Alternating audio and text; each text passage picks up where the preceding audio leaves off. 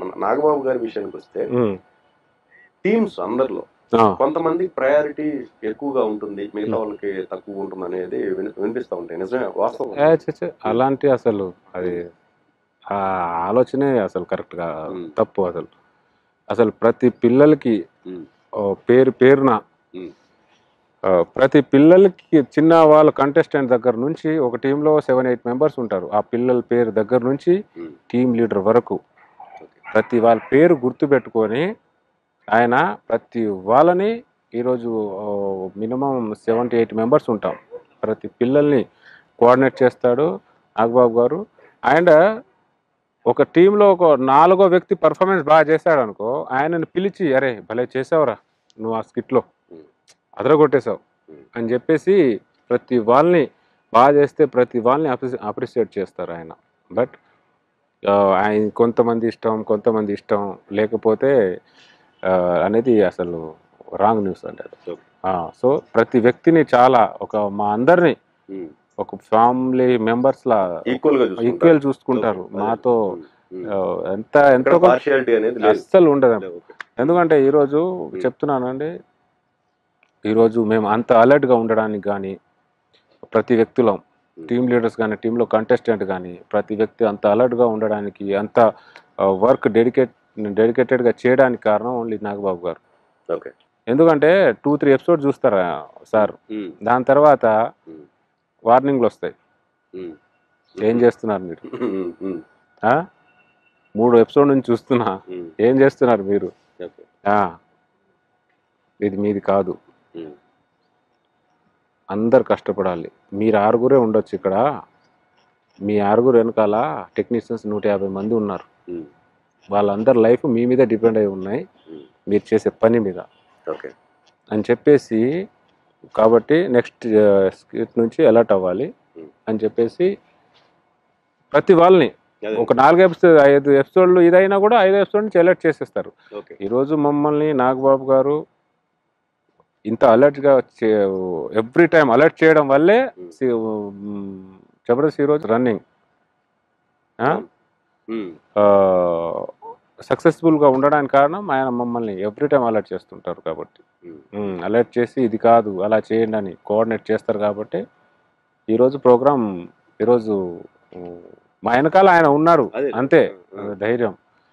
ఇంకా మల్లెమాల గురించి చెప్పాల్సిన శ్యామ్ గారు ఇక్కడ కాంప్రమైజ్ అవ్వరు, ప్రతిదీ ఏం కావాలో అది ఇస్తారు అక్కడ.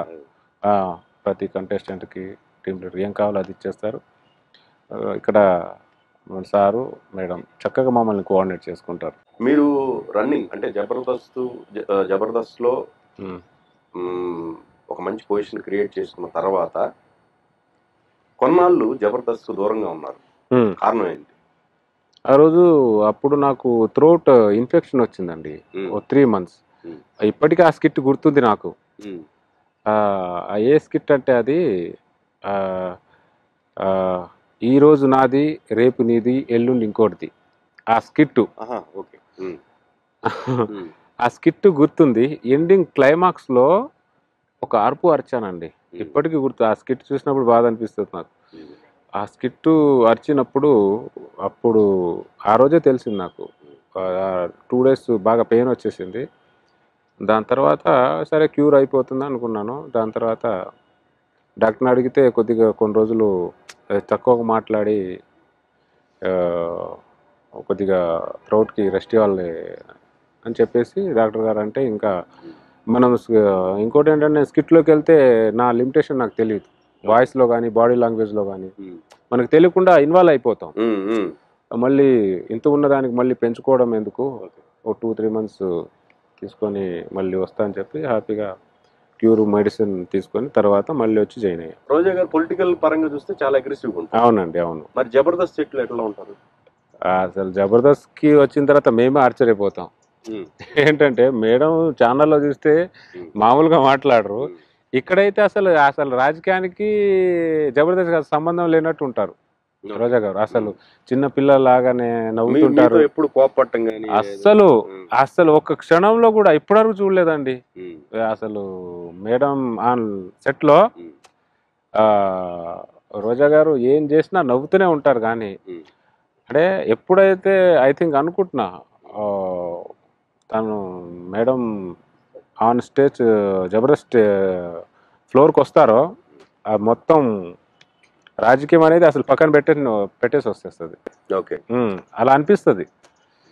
తనకు వచ్చినప్పుడు అక్కడ పిల్లలందరితో జోకులు వేసుకుంటారు, మాతో సరదాగా మాట్లాడతారు.